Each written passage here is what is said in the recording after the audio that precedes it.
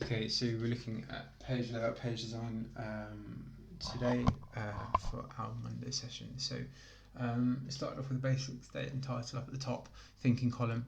I've got a couple of sections for my thinking column today, questions and then notes. So as I'm thinking about notes today, I'm going to be jotting these down. Questions, as always, interesting things that pop up, things that I don't know the answer to, things I want to find out, pop them down in here. In our notes section, we're going to be concentrating on, let me get the focus back. We're going to be concentrating on looking at something called bias, and I'm going to talk to you a little bit about something called an echo chamber, and then it's going to be up to you guys to have a look for it. Okay, so the first thing that I'm going to have on my page is my section for bias. I'm just going to go up the top, so you can either give yourself a line and you can work through that, okay, and you can give yourself a little title. You can obviously graphic design your title if you fancy it.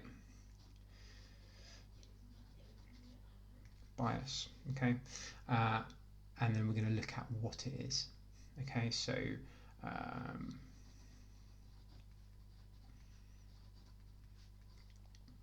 bias, what is it?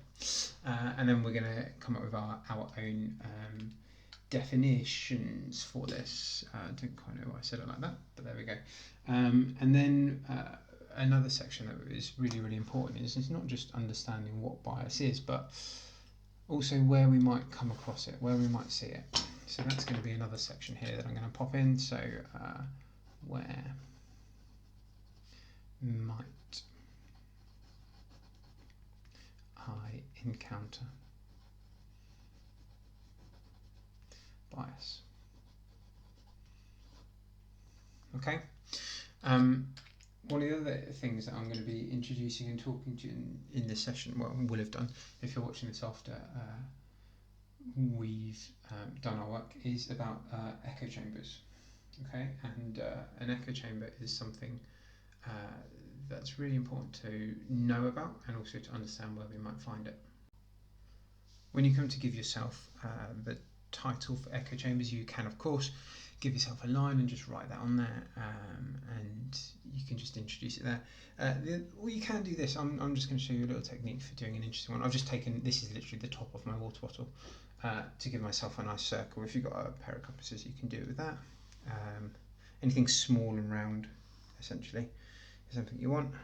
Working around my visualizer again here. Okay, got myself a nice circle.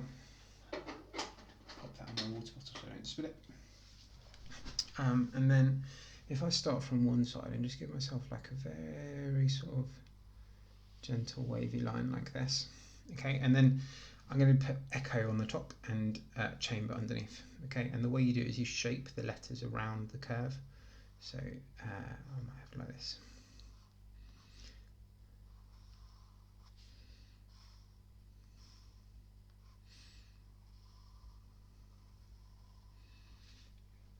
Okay, echo, make sure you spell it properly. Chamber.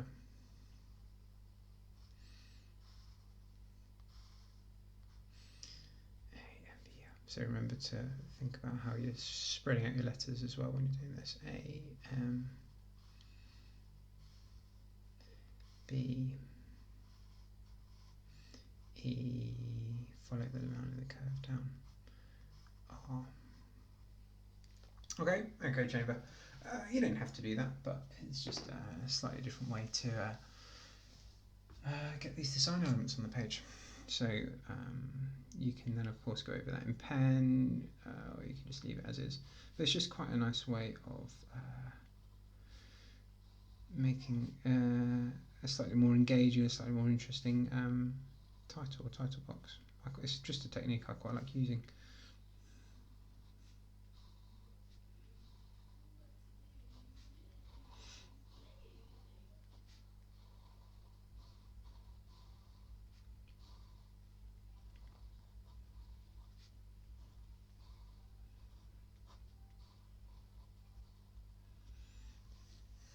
It looks quite nice.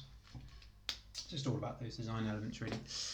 And then the final bit that I'm going to have, so I'm going to have up here, we're going to define bias, we're going to talk about where I might encounter it. We're going to talk a little bit about what an echo chamber is and when you might sort of come across that in your life. And then kind of finally, the last little thing that we're going to have on this page, if I just move it down slightly, examples of bias that we're going to find. So what we're going to do is we're going to go back and look at that article that was written by Leo McKinstry. That's a rubbish line. And that's why you draw them really lightly so they come off pretty easily. We're going to go back and have a look at that article by Leo McKinstry. And I want you to go through that article and I want you to look for where he's used language to sort of show his bias. So here, this might be my...